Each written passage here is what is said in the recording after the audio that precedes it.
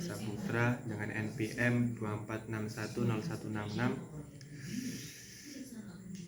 Makna ibadah dan manfaat mempelajari AIKA. Dalam Islam, ibadah bukan sekedar ritual yang dilakukan secara fisik, tetapi merupakan bentuk penghambaan total kepada Allah Subhanahu wa taala dalam segala aspek kehidupan. Kata ibadah berasal dari bahasa Arab ubadiyah, yang berarti tunduk, taat, dan merendah diri di hadapan Allah. Ibadah tidak hanya terbatas pada sholat, puasa, zakat, dan haji, tetapi mencakup seluruh amal yang diniatkan karena Allah dan sesuai dengan syariat.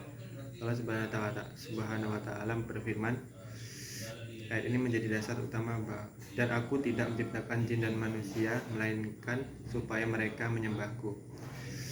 Ayat ini menjadi dasar utama bahwa tujuan penciptaan manusia adalah untuk beribadah kepada Allah. Ibadah adalah jalan untuk mendekatkan diri kepadanya, menjaga hati agar tetap bersih, serta menjadi pedoman dalam menjalani hidup.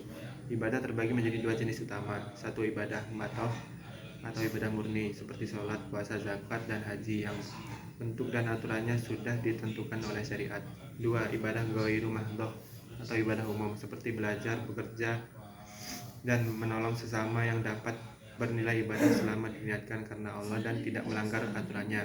Melalui ibadah, seorang muslim belajar tentang kedisiplinan, ketundukan, keikhlasan, dan tanggung jawab moral. Misalnya, sholat mengajarkan keteraturan dan komunikasi dengan Allah, zakat melatih empati dan kepekaan sosial. Sementara puasa mendidik pengendalian diri dan kesabaran. Semua bentuk ibadah ini menjadi sarana pembentukan kepribadian muslim yang utuh, baik secara spiritual, sosial maupun etika. Dalam proses pendidikan formal, pemahaman terhadap ibadah tidak berdiri sendiri. Di lingkungan perguruan tinggi Muhammadiyah, pemahaman ini dikembangkan lebih luas melalui mata kuliah AIKA atau Agama Islam dan Kemuhammadiyahan. Terutama dalam AIKA 2, mahasiswa tidak hanya diajak memahami teknik ibadah, tetapi juga makna, nilai, dan relevansinya dalam kehidupan modern. Manfaat mempelajari AIKA Agama Islam dan Kemuhammadiyahan. 1. Memperdalam pemahaman keislaman. AIKA membantu mahasiswa memahami agama Islam secara lebih komprehensif dan rasional. Tidak hanya bagaimana cara beribadah, tetapi juga mengapa kita beribadah dan bagaimana ibadah membentuk kepribadian dan peradaban. 2. Mengenal gerakan Kemuhammadiyahan. AIKA memperkenalkan pemikiran dan perjuangan Muhammadiyah dalam membangun masyarakat Islam yang berkemajuan. Mahasiswa memahami nilai-nilai tajdid atau pembaruan, pentingnya kembali kepada Al-Quran dan Sunnah, serta peran Muhammadiyah dalam bidang pendidikan, kesehatan, dan dakwah sosial. 3. Membentuk karakter Islami. Nilai-nilai seperti jujur, amanah, disiplin, dan tanggung jawab ditanamkan melalui AIKA. Hal ini selaras dengan nilai ibadah yang sesungguhnya tidak hanya berdampak pada hubungan dengan Allah, tetapi juga dengan sesama manusia. 4.